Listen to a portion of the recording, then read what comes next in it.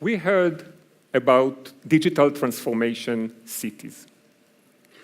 Digital transformation has many definitions, but it basically means harnessing a cluster of extremely powerful technologies and tools like smartphones, cloud, social media, in order to fundamentally and deeply transform the way we live, work, and do business.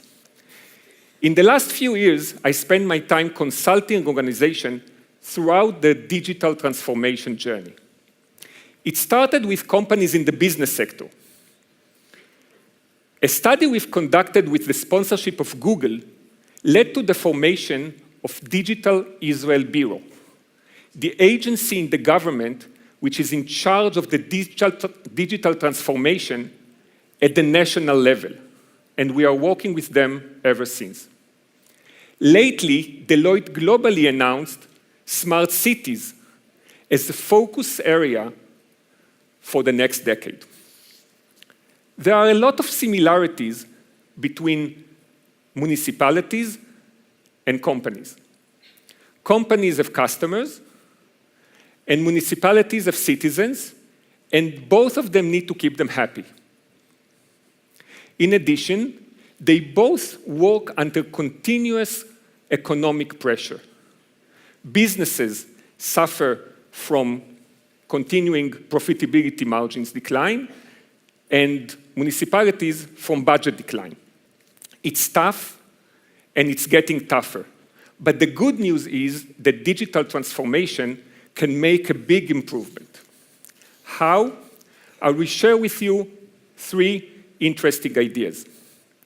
First, in classic digital transformation, we put the customer in the center, and in return, he shares with us valuable data. The concept of the citizen as a sensor could be very valuable. Let's take an example. Imagine that school children can take pictures of different city hazards instead of searching for Pokemons. They will tag them and upload them to a central city hub where there they can be handled quickly and efficiently. Let's take it one step further. Suppose that we can reward those kids with digital city coins that can be used in different city events or in small local businesses. Secondly, an important lesson we've learned from the business sector is that both cooperation and openness are critical for innovation. Large organizations used to be reluctant to open the walled garden for outsiders. But lately, it seems that it became a key success factor for implementing digital transformation. Cities need to change their DNA too and start collaborating with different ecosystems. In an experiment held in Boston, the city collaborated with Yelp and economists from Harvard Business School and opened the city data for restaurant health inspections. The city sponsored a competition with more than 700 contestants, and the winning algorithm enabled to improve inspectors' productivity by more than 30%. Thirdly, the city management will need to cope with this fundamental change. Today, public sector officials in general and city officials in particular have negative incentive to innovate. And I'll tell you why.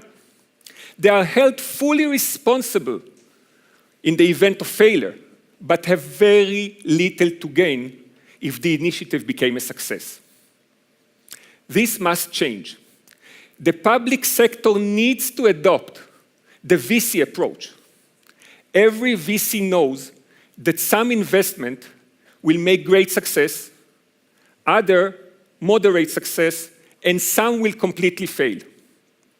It is not realistic to expect from a VC manager that every investment he made will be a home run. If we apply the same logic here, we cannot expect that every smart city initiative will be a success.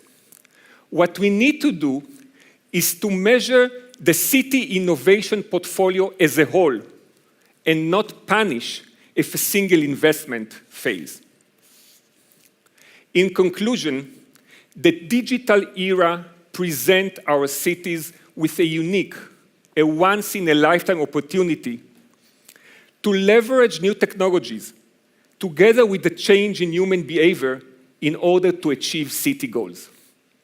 This will make our cities great again. Thank you.